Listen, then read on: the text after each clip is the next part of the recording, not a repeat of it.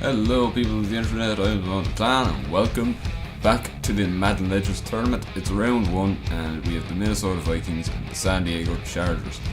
Whereas they are the Los Angeles Chargers now. I mean, this game was only released 2 years ago. Yeah, times change I guess. But anyway, it's been going alright for the Vikings so far. They've had a very good season, I think. They're middle of the pack. I've got to look at the line there. It's a good line, to be fair. But then you've got Randy Moss, Chris Carter, Adrian Peterson. It's a very good attacking. It's a very good offensive team. I mean, just have the two. There's Fran Tarkenton taking off tackling there. But as I was saying, it's a very good offense and defense balance. So then we got the Chargers offense because obviously the Vikings didn't pick up the first down.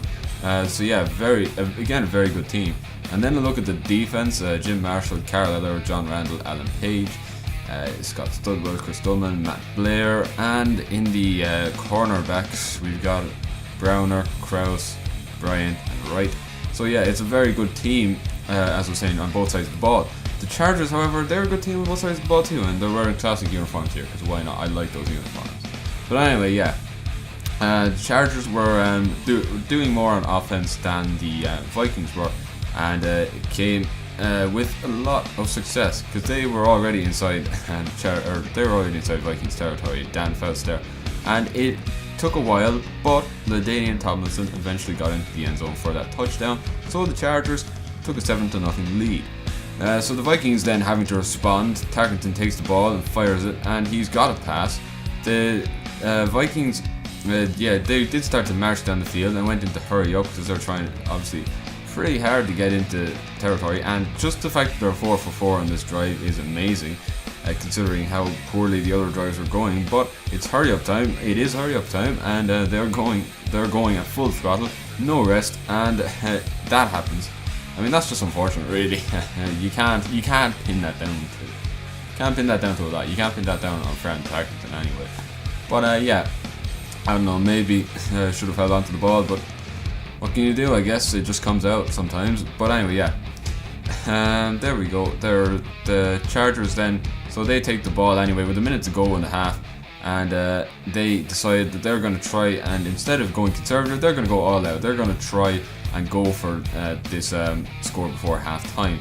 So Fouts, anyway, under pressure, he finds a pass again, so he's picking up first downs like it's nobody's business, and the Vikings are starting to sweat a little bit. They're under pressure, and it could be 14-0 heading into the half, and guess what? It is. That pass there to Lance Allworth being worth 7 points, with the PAT being good. Really, in just the space of a few seconds, it's kind of like the Jags and Steelers, I guess, where things just got, very bad, very fast for one team. But anyway, with very little time remaining in the first half, there's not a lot the Vikings can do but run down the clock until it's half time, which is exactly what they end up doing. So, not much I can say there. 14-0 at half time, and really it didn't look like it was going to be the Vikings game at all at this stage. But the Vikings still had a half of football to play. The only thing was the Chargers got the ball back straight away after the half, and this pass, which could have gone all the way. I mean, I'm going to say that it could have been a lot worse for the Vikings there. Arguably, I don't know, maybe you would say that if they scored there, Vikings would have more time to come back. But, just scoring is a bad idea, or conceding is a bad idea. But that interception, really it was a pretty poor pass from Fouts. But, Krause does well to catch the pass, and because of that, the Vikings have a lifeline in this game so desperately need. So, Anyway, Tarkenton takes the ball. Fake is a good fake, and he's looking down the field for a pass. He goes to the sidelines and picks up a first down. So the Vikings are starting to get something going on offense, and it looks like they are going to score. And really, I was thinking, okay, we're in for a game now, because the Vikings are all of a sudden getting good. And I wasn't wrong. We did have a game on our hands at this stage, but that's pretty unfortunate.